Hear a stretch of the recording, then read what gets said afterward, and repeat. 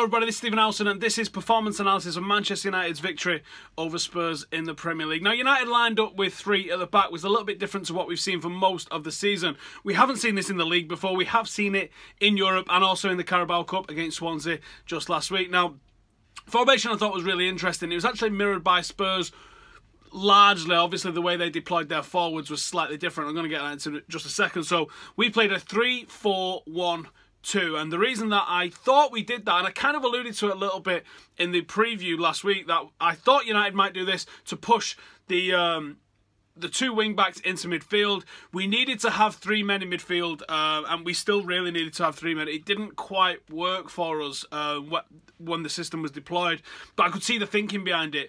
You push the two wing-backs into midfield, that gives you more numbers in midfield, but in reality it didn't really work like that, because when we was under attack, the wing-backs dropped off and became defenders, leaving the two midfielders exposed, and then as soon as we won possession, as soon as we started to try and counter, they weren't there as options. They weren't there to help out as a midfield player generally would. Now, the fullbacks worked quite hard, but ultimately they ended up suffering in terms of the quality of the ball that they was able to deliver because they was working so hard and sort of covering two positions. So the way Spurs deployed it, we had the 4 and then the 1 and then the 2. The 1 being Mkhitaryan, the 2 being Rashford and Lukaku. Now, I thought when we're defending, you'll probably see Mkhitaryan drift over to the right and you'll see Rashford drift over to the left to occupy the positions that they sort of maintain in a 4-3-3 formation. But that wasn't the case. Actually, it was Lukaku that was doing a lot of the defensive work. And I think that's why you might have saw him being nullified going forward a little bit, because I think you want your centre forward to be the guy that doesn't really have to dig in so much like that. You can have them digging in, putting pressure on the players in possession, the two centre halves, but when they're covering a channel to defend it, I think that's possibly one of the reasons why we saw Lukaku not quite at the races. The way Spurs deployed theirs, so they had a forward three of Ali, Son and Eriksen tucked in behind them, sort of doing what Mkhitaryan did. But Ali and Son sort of split a little bit. Now, on paper, theirs says Ali and Eriksen are on the same line, and Son was the forward, or the complete lack of forward that no one's talking about, that Poch didn't play. But actually, it was Son and Ali, almost mirroring what Rashford and Lukaku was doing for United, with Eriksen tucked in. As you can see on the average position maps here, it was a little bit tighter than United's. United's was a little bit more spread out, but you can see that it mirrors it really well.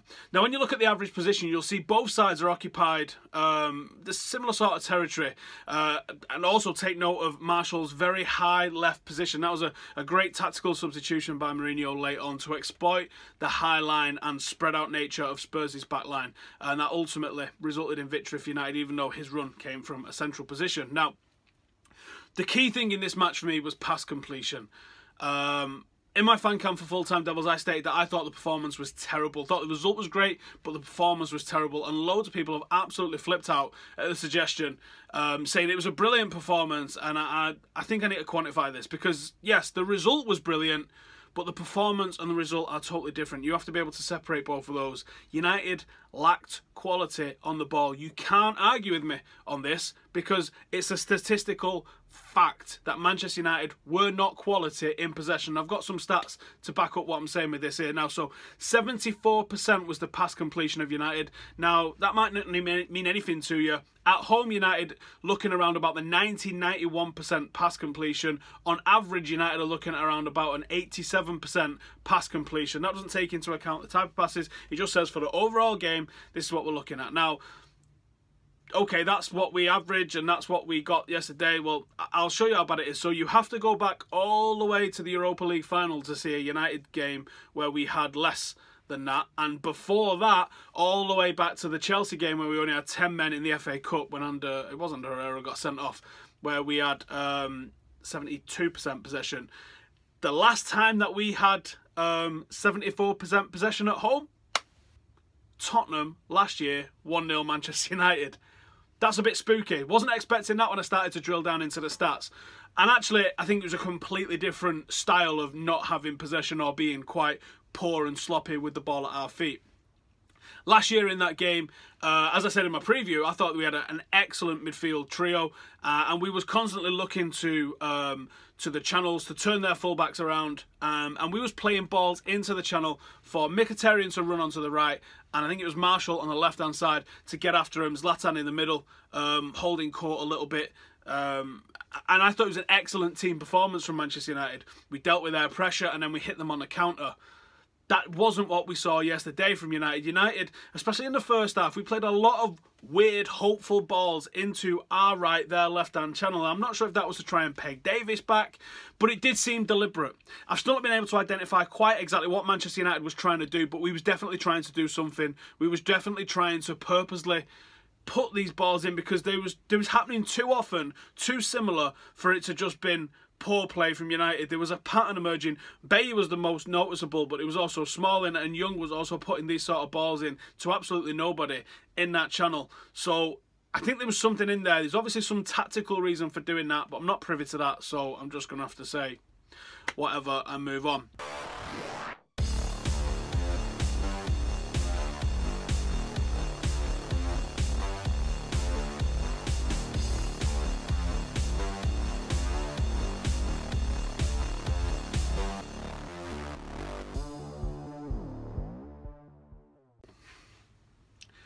This video is sponsored by the One Football app, and you can find out everything that you need to know about that app in the link in the description below. It's basically a football news app. There's all sorts of stuff on there. You can choose who you're following, what sort of news you see. You can use it for fixtures. It's got Opta-powered stats. Get the alerts turned on, get it downloaded, find out everything that you need to know in the world about football. Come on, start downloading it. It's free. It is one of the best football apps out there. It's got all the different sort of news on there. There's YouTube videos embedded into there as well. It collates news from all different sorts of sources. You've no reason why not to get it downloaded. Get it downloaded right now. Link is in the description. They're supporting me. Go support them just by giving it a download, and then they'll keep supporting this podcast. It is as simple as that. Thank you for doing that. On with the video. I also thought one of the reasons why we was poor in possession yesterday is that you never saw United take a foothold in this game. You never, sometimes in the games like this, and one of the reasons that I completely disagree with everybody saying that Ashley Young was man of the match yesterday, Ashley Young gave the ball away more than any other United player, right? And people say that's because he was trying things. He wasn't. Look at the maps. See where he was losing the ball. He was losing it in his own third and the middle third. He wasn't really losing it, although he did lose it, in the final third. Nothing he tried came off. 0 out of 4 crosses. Lost the ball more than any other player. Defensively held his shape. Had a great tussle with Aurier and probably came out better on that on the defensive side of things. But don't tell me that it's champagne when you're pissing in my mouth. Because he was not quality. Now you say, you could tell me he had a good performance defensively and I'll go, yes he did. But you can't say Ashley Young was quality yesterday because he was the very opposite of quality. He was the worst performer. 62% of his passes was completed. Gave the ball away more than any other Manchester United player. That is the opposite of quality. And the reason that I see my ass with that sort of thing is he's not in a position that he needs to be doing that. He's a wing-back.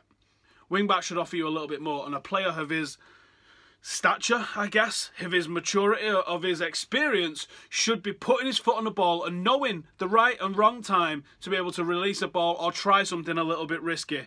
At home to Spurs, in the locations he was doing it, was the wrong place and time to be doing some of the risky shit that he was doing and that he was getting caught out for. And that's why I can't agree that Ashley Young had a great game yesterday. When you look at the cold, hard facts of what he was doing, I expect more from the senior players.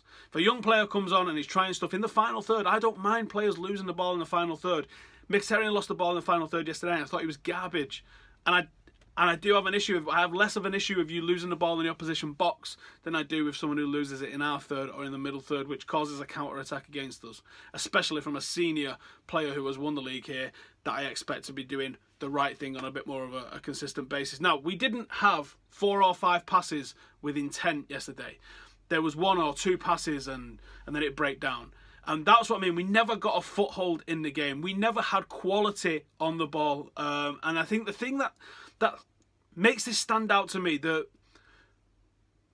I said on the live team reaction with Full Time Devils, at the moment Herrera and Matic isn't working, and I don't know why. I can't work out why, and I would love it to work out, because in my head some of our best performances last season was a midfield 3 of Carrick, Pogba and Herrera.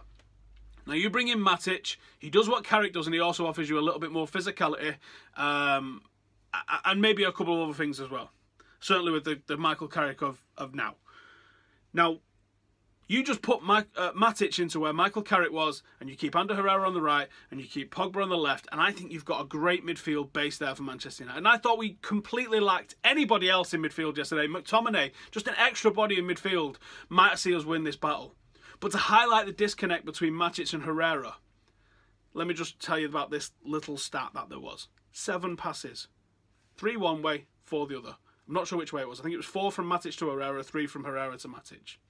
There was also a 1-2 at one point in between them as well. So that's a shockingly low bad number of passes. To highlight the disconnect and the fact that United couldn't get a foothold in midfield was because our midfield partnership couldn't find each other. When you think of great midfield partnerships, Keane and Scholes, Petit and Vieira, even Carrick and Scholes, and even Matic and Pogba. Matic and Pogba, in I think the last game that they played together, had 24 passes just between the two of them. That's not including all the other passes that come out from there. They are the hub of the team. The team is moving around them, and then they're letting the ball go from there. But there is a connection between the two of them. As you can see, there's no line. That means that there's no connection between Herrera and Matic, because it's not gone for a line. It's certainly not gone for a thick line to highlight how bad it was. 7 passes between your central midfield partnership. For me, highlights exactly how we didn't win the battle in midfield. If we'd have won the battle in midfield, we'd have had someone that could take the ball and move it forward. That's all the midfield's job's there to do. Protect the defence when you're defending and move the ball from the back 4 to the forward line when you're attacking. That's all the midfield is there to do. And when they're not communicating with each other, when they're not allowing the ball to flow between the two of them, how can you ever expect to get a foothold in the game?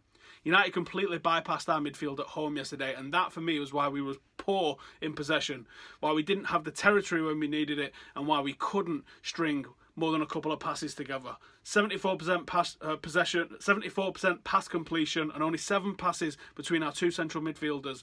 That right there highlights for me the problem of what happened in yesterday's game. That's what needs fixing. Paul Pogba's going to come back in and actually transform that. Now, that doesn't normally happen, but Paul Pogba comes in. He is a player that's demanding the ball all the time. He's always available, always showing for it. And when he gets the ball, he's got quality on it. And he can make things happen. And he can drive the ball forward. And he also does his bit defensively as well. I still think United have got to find a way to make a 3-man midfield work, especially in the big games. We saw at Anfield, we was just completely overrun. We saw yesterday, we was kind of overrun. If we want to compete and win in the big games, we need to have a 3-man midfield. The 3 at the back works quite well when you can push the 2 fullbacks into it, and it gave us a really solid base. I didn't really feel under threat too much yesterday from what Spurs was offering, and you know the papers are making excuses saying that Harry Kane didn't play, therefore that's why. And obviously we didn't have Paul Pogba either, and we didn't have several players, and there was all sorts of stuff not quite at the races, but whatever. For me, that's the highlight one. I thought defensively, we was very solid. I thought Matic was excellent defensively. Bailly, Smalling, and Jones seemed to be constantly in communication with each other. I think the back 3 is an option for Manchester United.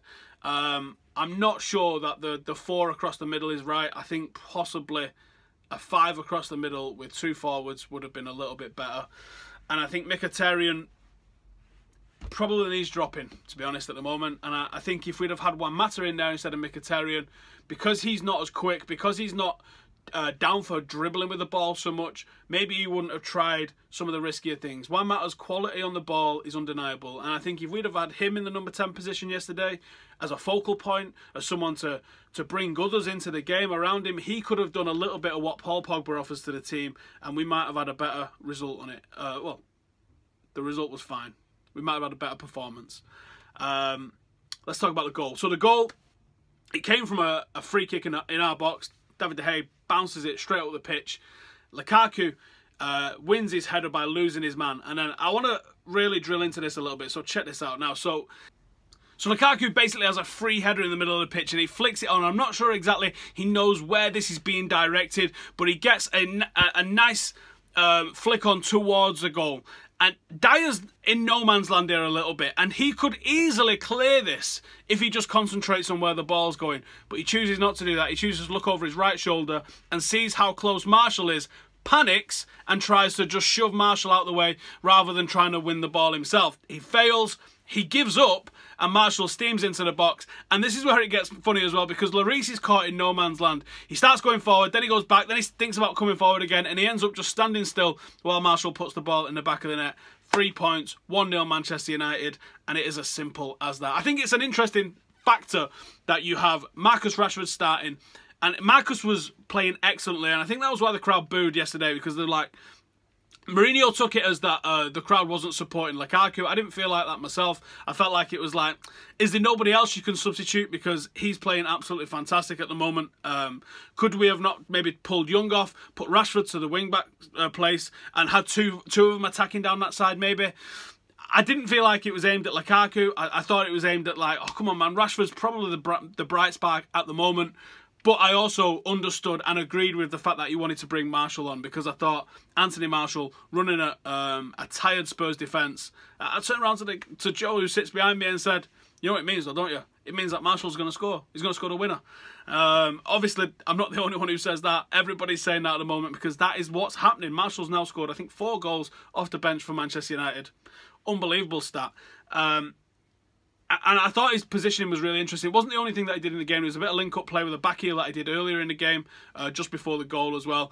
And I think we have to find a way to have him in the team a bit more regular. But I also understand the need and the want to play Rashford from the start as well. So it's going to be a gunfight between those as the season progresses. And as I said, the return of Paul Pogba. I'm not even thinking about the Benfica game at all, to be honest.